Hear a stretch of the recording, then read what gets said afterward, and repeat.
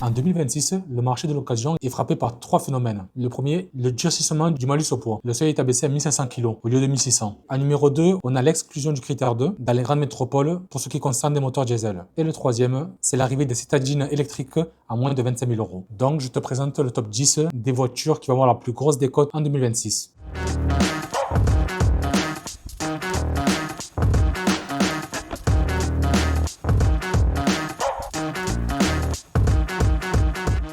Salut, c'est Mehdi. Allez, en 10e position, nous retrouvons la Fiat Tipo. La compacte budget perd son seul argument qui était le prix. Car face à une Dacia Sandero qui garde une cote incroyable ou à des citadines électriques chinoises comme la MG4 qui est très agressive, la Tipo n'a plus de place sur le marché et sa valeur s'effrite vraiment à partir de 3 ans. En 9e position, nous retrouvons la DS7 Crossback, la version non hybride. La version essence avec son moteur PureTech du SUV chic français perd énormément de sa valeur. Pourquoi cela? Car les acheteurs de la DS recherchent le côté technologique. Les versions sans batterie e-tense sont souvent perçues comme obsolètes et difficiles à revendre.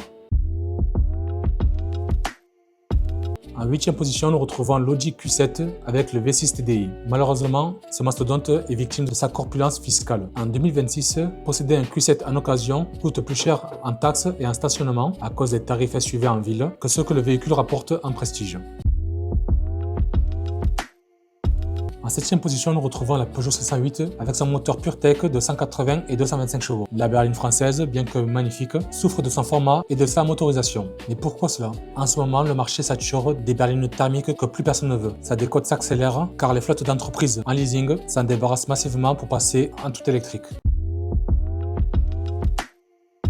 En 6e position, nous avons la Renault Zoé avec les versions entre 2017 et 2021. La voiture électrique la plus vendue en France subit l'effet R5. Et oui, la nouvelle Renault 5 e-Tech et la Twingo Legend sont maintenant disponibles, neuves, avec une meilleure autonomie et un look plus moderne pour environ 20 000 €. Donc, ce qui fait que la Zoé doit vraiment brader les prix pour rester attractive.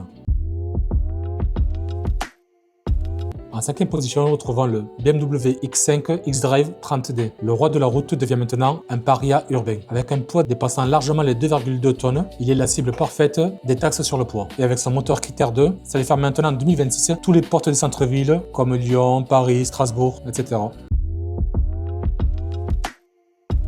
En 4e position, nous retrouvons la Nissan Leaf 2e génération avec sa prise CHAdeMO. Le standard de recharge japonais CHAdeMO est désormais quasiment abandonné en Europe au profit du combo CCS. Donc, acheter une Leaf en 2026, c'est prendre le risque de ne plus pouvoir se recharger facilement sur les bornes rapides en autoroute. Ce qui fait que la décote est massive pour compenser cet handicap-là.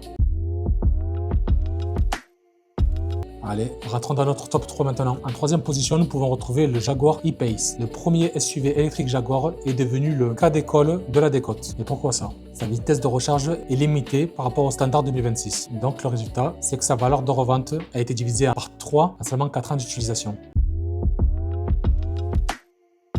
En 2e position, nous retrouvons la Maserati Ghibli. Historiquement fragile sur la côte, elle s'effondre totalement en 2026. Son image de marque, malheureusement, s'effondre complètement face à la concurrence électrique. Et ses coûts d'entretien astronomiques, combinés à une consommation élevée de carburant, font tout simplement fuir les acheteurs d'occasion.